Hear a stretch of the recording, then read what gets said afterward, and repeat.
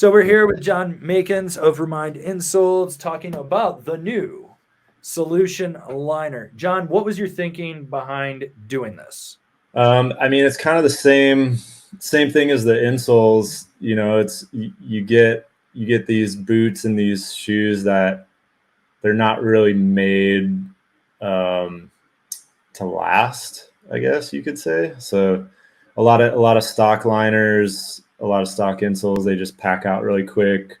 They're only made for kind of the average snowboarder or person that they put maybe like 10 to 15 days a year on them.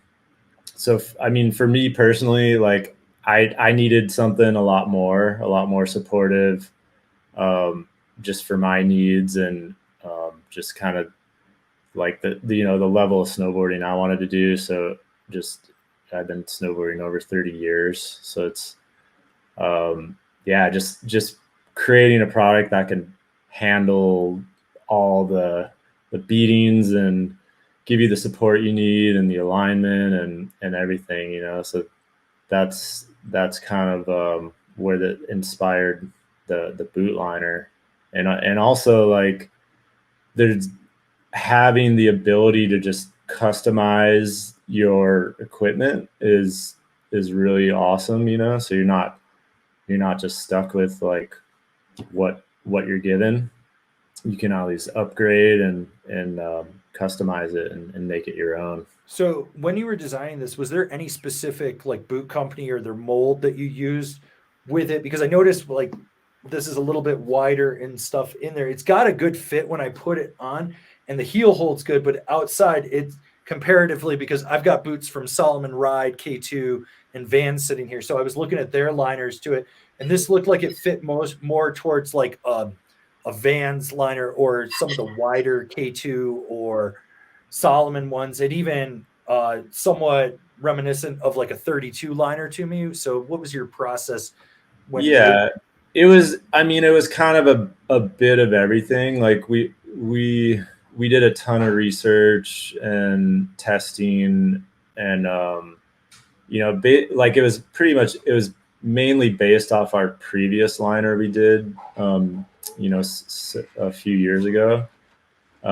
So we spent this time kind of recreating that liner and making it better and better and upgraded. But it's inspired kind of from, we took bits and pieces of like everything that's out there. Like, oh, I really like this about this liner and these features. And then, where a lot of kind of stock liners, that understandably they need to conserve costs, and that's kind of where a lot of them cut their cost is on the inside of the boot. So we kind of spared no cost there, and we just use like the best materials we can. Um, so that's like, I guess that's one thing that kind of sets it apart. So I know in the world of aftermarket liners, there's like Intuitions plug liners, and I've used those. And then there's now you guys in there. I don't really see too many other people doing this. With the Intuitions, what I've discovered is when you mold those, they tend to have like a higher cuff. This, because it's pre-sewn and everything, it doesn't tend to have that issue in there. Do you think that these are a, which I know you're going to be kind of biased in saying this, but do you feel that these are really designed more for snowboarding first, where a plug liner tends to be, it comes more from a ski boot side and then they make it work with a snowboard liner? Yeah, for sure. I mean, it's definitely designed more for snowboard boot. I mean, that's more my background and my experience. But people try them in their ski boots and love them, and they work. It's um, and this is just kind of the starting point for us. It's gonna eventually develop into a whole line of liners, different different needs and different thicknesses and different stiffnesses, and so this is kind of just the first the first one to start from. Right. And I remember the previous generation of one you had. And like when I took these out of the box and was looking at them, I was like, oh my God, these are amazing. And like I went through, because you know how I am, I just nitpick everything. And I like the idea that you're saying that there's going to be different stuff. Would you ever do a burrito wrap liner instead of just like the front tongue one? That's one that a lot of our viewership actually asks about because they want a little bit more of a tighter wrap and more power drive into their boots, but they're limited on the options that they have. Yeah, for sure. Yeah, that's kind of in the works for our future. Like I know the interlacing system is always like a thing too, because a lot of boots have their own interlacing system, so you're kind of like doubling up on that. So it's, I mean, some people like just cut the lacing out, of the Yeah. liner if they feel like they don't need it. So it's, boot fitting is always like you're always making adjustments and always just tweaking things to what works for you. And there's not like a one size fits all product for everyone, but Yeah, no, I totally hear you on that one. Like I did custom boot fitting for 10 years working in a shop. Do you have any background in that at all? Or have you done, or is it just from all the years of being a sponsored rider and having to get your stuff to work because the companies kind of left you a little bit behind? yeah, I mean, I never like was a boot fitter or anything, but yeah, just from personal experience, like I started out snowboarding in Sorel boots, and like like back before like snowboard boots even existed. So it was like seeing the whole evolution of snowboard boots and how far they've come, and they've gone through some weird stages too, but yeah, I mean, my boot fitting just comes from experience, and I always like playing around with different, different footbeds that go inside, different liners. Like I would take like size 10 and a half boots and put in size 11 liners, just to like have less toe drag, but make it fit good. Like, so it wouldn't feel like all crammed, just like, Right.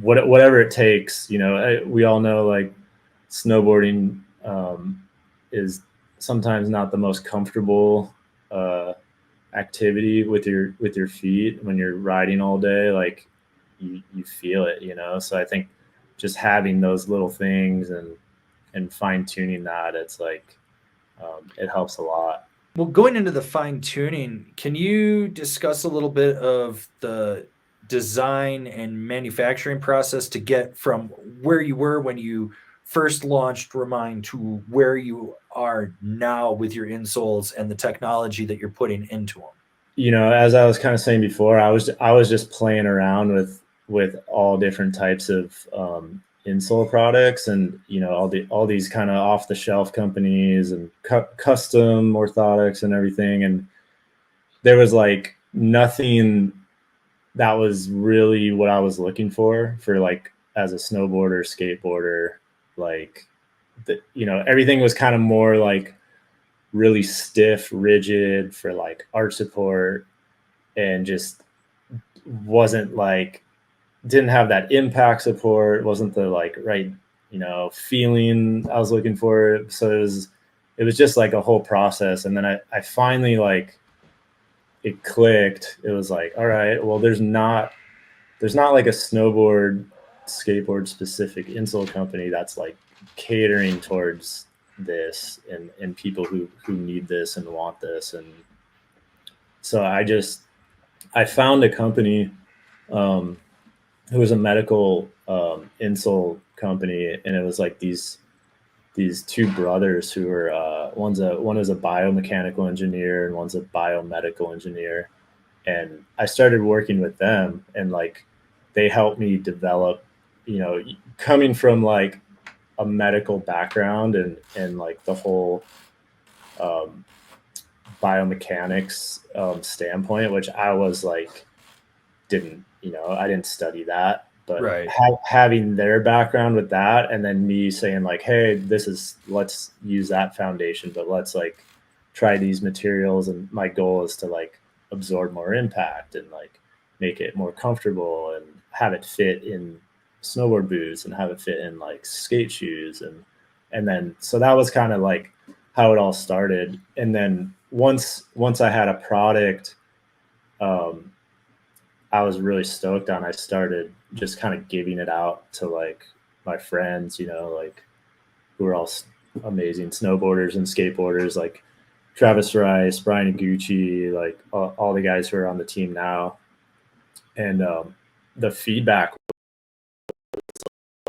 like that, everyone was just like, these are insane. Like what, you know, it was like worlds different from what they're used to. And then they would even take it, you know, a lot of them would like take the insoles to their doctors and chiropractors and be like, yo, check these out. Like, and they'd get like tested with them, and the doctors are like, oh, these are awesome. Like these work really good for you. And so there was just like, it was just all around good feedback, and everyone was stoked. And then from there I was like, well, I guess I'm starting an insole brand, you know, like everything was just kind of moving that direction. So there was just like a good need for it, right time, right place, I guess. And tons of good feedback. So, you know, that's kind of how it all began. Who on the pro team is testing this for you? Because I could definitely see Chad Otterstrom needing these.